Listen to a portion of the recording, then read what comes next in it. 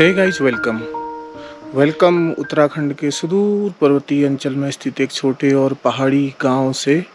अभी शाम का समय है और धूप लगभग जा चुकी है। मेरी तरह, आपकी तरह हर रोज़ न जाने कितने ही लोग हाथों में इस तरह से सेल्फी स्टिक लिए और कैमरा लेकर निकल पड़ते हैं एक नया ब्लॉग बनाने, आँखों में किसी स्टेबल अर्निंग का सपना लिए और अपनी लाइफ को एक नया डायरेक्शन देने के लिए।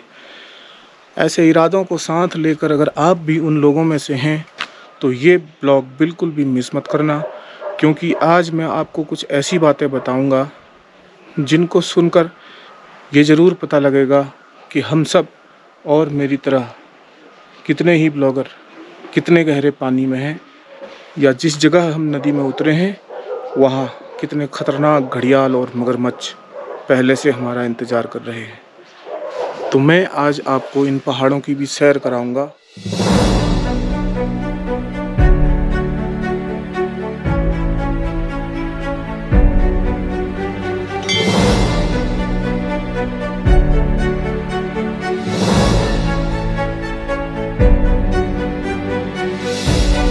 आइए पहले बात करते हैं कि ये सब आखिर शुरू कैसे हुआ। याद कीजिए साल 2000, जब लॉन्च हुआ था नोकिया 3315 और पूरे विश्व में इसकी लगभग 12.6 करोड़ यूनिट्स बिकी थी। ये अकेला नोकिया का ऐसा फ़ोन था जो पूरी तरह से पूरे विश्व में छा गया था और इसमें टर्जिडिटी बहुत अच्छी थी। कोई और गेम्स तो इसमें थे नहीं। एक स्नेक गेम आता था जिसको गाहे बगाहे लोग खेल करके अपना टाइम पास करते थे एज अम्यूजमेंट, जिनमें छोटे छोटे बटन हुआ करते थे। फिर धीरे धीरे टेक्नोलॉजी में एडवांसमेंट होता गया, ओपन सोर्स सॉफ्टवेयर आते गए और उन ओपन सोर्स सॉफ्टवेयर में एंड्रॉयड फ़ोन आने लगे। किसी के पास अगर इतनी बड़ी डिस्प्ले वाला फ़ोन दिख जाए तो लोग बड़े आश्चर्य और दिलचस्पी से देखते थे कि आखिर यह कैसी डिवाइस है, और लोगों में बहुत उत्सुकता और बहुत मन होता था उसे खरीद लेने का। और उसके साथ आपको मिलने लगा एक प्री इंस्टॉल्ड ऐप जिसका नाम था यूट्यूब। एंड्रॉयड स्मार्टफोन्स के आते ही यूट्यूब जैसे हाथ हाथ में पहुंच गया, घर घर पहुंच गया। बहुत सारे ऐसे ऐप होते हैं जिन्हें आपको एक्सेस करने के लिए, इंस्टॉल करने की, डाउनलोड करने की जहमत नहीं उठानी पड़ती है। उन कुछ चुनिंदा ऐप्स में से एक था यूट्यूब भी। ये एक प्रारंभ था एक नए प्लेटफॉर्म का, जो आने वाले दिनों में बहुतों की ज़िंदगी बदल देने वाला था और बहुतों की फाइनेंशियल कंडीशन को आमूल चूल परिवर्तित कर देने वाला था। बहुतों की ज़िंदगी में फाइनेंशियल फ्रीडम ला देने वाला था। लेकिन तब तक किसी को भी इसका आभास नहीं था। धीरे धीरे समय बीतता गया और तब तक बहुत कम लोगों की आंखें खुली थी। उनमें आप और मेरे जैसे लोग शामिल हैं।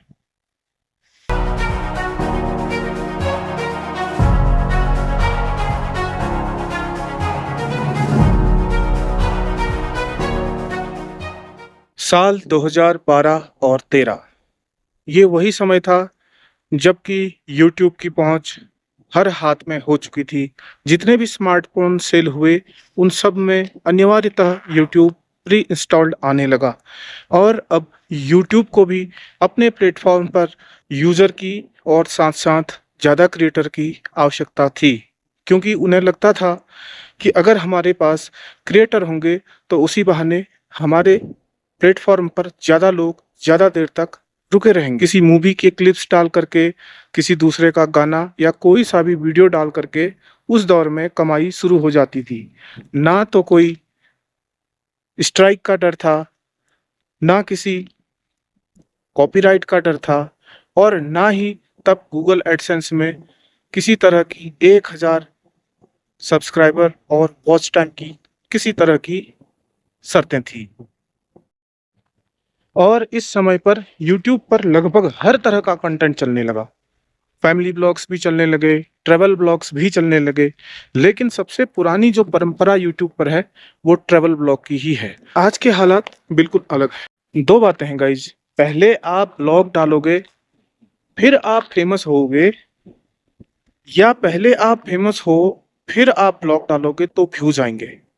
Suppose that Akshay Kumar blogging करने लग जाए और वो कैमरा उठा करके एक बार बोल दें कि hey guys, I am Akshay Kumar और मैं अभी हूँ उत्तराखंड पे, पहाड़ों से आपको सीधा दिखा रहा हूँ, मैं एक जगह घूमने आया हूँ। इतना कहते ही ऐसा तहलका मचेगा ना, जिस जगह पर वो आए होंगे दूसरे दिन से वहां पर एक टूरिस्ट प्लेस बन जाएगा और उस पे इतने सारे व्यूज आ जाएंगे कि व्यूज फट के बाहर आने स्टार्ट हो जाएंगे और उस जगह पर ऐसी सिर फुटव्वल मचेगी, लोगों को पांव रखने की जगह नहीं मिलेगी। जिस जगह पर एक बार अक्षय कुमार जैसे अभिनेता सेलिब्रिटी जा करके ब्लॉग करने शुरू कर देंगे। तो इसका मतलब क्या है कि आप पहले फेमस हो किसी वजह से भी, आइदर द रीजन इज आप एक बार फेमस हो उसके बाद आप ब्लॉग डालते हो तो आपके व्यूज एकदम आते हैं। लेकिन आप ब्लॉग डालते हो, कौन परवाह करता है? चाहे आपने कितनी मेहनत की, चाहे आपने कोई भी कंटेंट डाला, चाहे आपने कैसी भी एडिटिंग की, लेकिन लोगों को वो बिल्कुल दिलचस्प नहीं लगता है और लोग आपको नहीं जानते हैं, जिस वजह से आपके या मेरे व्यूज नहीं आ पाते और यहीं से शुरू होती है कहानी बर्बादी की बहुत सारे यूट्यूबर्स की। क्या आप यूट्यूब को एज ए करियर समझते हैं? तो आपसे ये किसने कहा?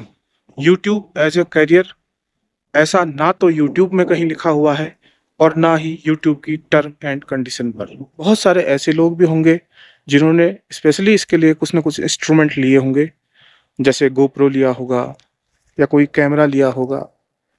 बहुत सारे ऐसे लोग होंगे जिनके पास इतना पैसा होगा कि वो गए होंगे और उन्होंने एक अच्छा स्मार्टफोन या कैमरे या एडिट करने के लिए लैपटॉप वगैरह ले लिया होगा। लेकिन उस भीड़ में बहुत सारे ऐसे लोग भी होंगे जिनके मम्मी पापा उनको ये सब सामान दिलवाने में असमर्थ रहे होंगे, तो उन्होंने बहुत जिद भी करी होगी। हो सकता है कितने कलेश करे घर में। कभी मैं सोचता हूँ बच्चों को देख करके, उनकी जिद देख करके, तो मुझे लगता है कि यही स्थिति रही होगी जब पहली बार किसी ने अपना व्लॉगिंग सेटअप लिया होगा और अपने मम्मी पापा से जा करके बहुत जिद करी होगी। तो वो कलेश कितना हुआ, क्या हुआ, आप अपने दिल को टटोल कर बताइए। आपने फ़ोन भी ले लिए, आपने कैमराज भी ले लिए, आपने एडिटिंग के लिए अपने लैपटॉप पीसी भी ले लिए और उसके बाद भी अगर आप स्टेब्लिश नहीं हो पाए तो सोचिए ये कितनी गलत बात है। एक तरफ आपने उतना कलेश किया और दूसरी तरफ आप स्टेब्लिश भी नहीं हो पाए और प्रूव भी नहीं कर पाए कि माना हजारों लोग ब्लॉग बना रहे हैं लेकिन उसमें से केवल 5% का रैंक कर पाता है वीडियो। अब आज के हालात देखिए, हर दूसरा आदमी ब्लॉगर है और आज की स्थिति देखिए, हर आदमी को यही धुन सवार है कि मैं ब्लॉगर बन। अगर सब डॉक्टर हो जाएंगे तो मरीज कहाँ जाएंगे? सब अगर शिक्षक हो जाएंगे तो विद्यार्थी कहाँ जाएंगे? सब अगर शहंशाह हो जाएंगे तो फिर उनकी जनता कहाँ जाएगी?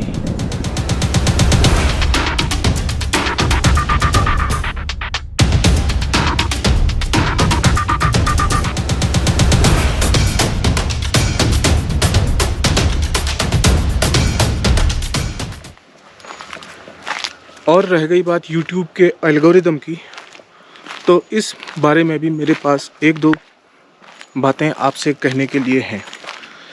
पहला तो यही कि जैसे आप अपना कोई वीडियो बना करके डाल देते हो और उसके बाद यूट्यूब का सिस्टम आपके वीडियो के इम्प्रेशन भेजना शुरू करता है और हमारे पास यह जानने का कोई उपाय नहीं है कि वो इम्प्रेशन किस जगह भेजे जाते हैं। लोगों का इंटरेस्ट जियोग्राफिकली भी अलग अलग होता है और किस जियोग्राफी में कौन सा कंटेंट पसंद किया जाएगा। अगर YouTube यह जानने की सुविधा देता कि उसने इम्प्रेशन कहाँ कहाँ भेजे तो क्रिएटर्स को बड़ी सहायता मिलती। ऐसा होना चाहिए, वो अलग बात है कि होता नहीं है, क्योंकि मेरे कहने से तो क्या ही बदलेगा। लेकिन होना ये चाहिए कि अगर आपने कोई वीडियो बहुत अच्छा बनाया हुआ है, उस पर आपने मेहनत की हुई है, इतना प्रयास किया हुआ है, तो YouTube को हमें ये जानने देना चाहिए कि वो इम्प्रेशन जो उन्होंने इनिशियली भेजे 400-500, वो कौन सी जियोग्राफी पर भेजे, कौन सी लोकेशन पर भेजे।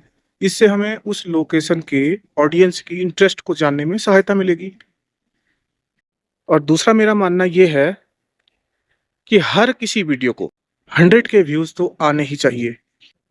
और 100 के व्यूज आने के बाद भी अगर कोई ऑडियंस आपसे नहीं जुड़ती, तब आपके वीडियो को ठंडे बस्ते में डालना चाहिए।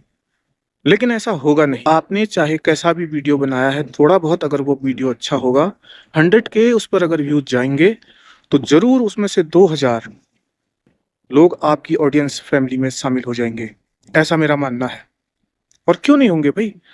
क्योंकि पहले तो आपका 500 इंप्रेशन में ही ठंडे बस्ते में पड़ गया, आगे ही नहीं जा पाया वीडियो। इस वजह से लोग आपके पास जुड़ नहीं पाए, क्योंकि हर तरह की ऑडियंस अवेलेबल है। इतना बड़ा अपार जनमानस है, इतना बड़ा अपार जन समूह है, तो क्या आपके इतने प्रयास 2000 लोगों को पसंद नहीं आएंगे? जो वीडियो आपने बनाई है, क्या वो 2000 लोगों को पसंद आने लायक नहीं है?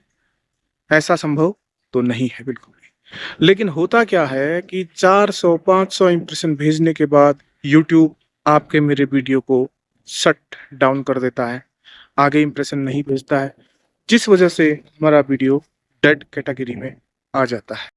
सच यही है, क्योंकि यूट्यूब के पास अभी बहुत ज़्यादा क्राउड है, बहुत भीड़ है, तो हर किसी को as a creator YouTube accept नहीं कर पा रहा है।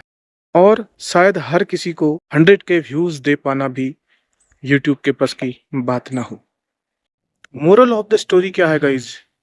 चलो वो मैं आपको बताता हूँ। मोरल ऑफ द स्टोरी बताता हूँ। तो यूट्यूब पर एज ए करियर कभी मत आना। यूट्यूब पर अगर आओ तो इंटरेस्ट से आना और अपनी हॉबी से आना। और as a financial achiever YouTube start कभी मत करना, नहीं तो ये गलती आपके लिए बहुत भारी पड़ेगी। और रह गई अगर फाइनेंशियली बहुत ज़्यादा अनस्टेबल हो, बहुत ज़्यादा दिक्कतें हैं, तो भाई सीधी और साफ सलाह है कि 20-25 हज़ार की, 10-15 हज़ार की कोई नौकरी ढूंढ लेना और वहाँ पर तहे दिल से जितनी मेहनत ब्लॉग बनाने में करते हो, जितनी मेहनत वीडियो एडिट करने में करते हो, वहाँ पे करना, तो आपको वहाँ से ज़रूर ही कुछ ना कुछ गेन होगा। भले ही मेरी बातें आपको सुनने में अटपटी लगेंगी और आप कहेंगे कि ये डिमोटिवेट करने आया हुआ है, और सच है भी यही। अगर मैं आपको डिमोटिवेट कर रहा हूं तो समय रहते, वरना वक्त आपको डिमोटिवेट करेगा, फिर आप शायद उठने के काबिल भी ना रहो।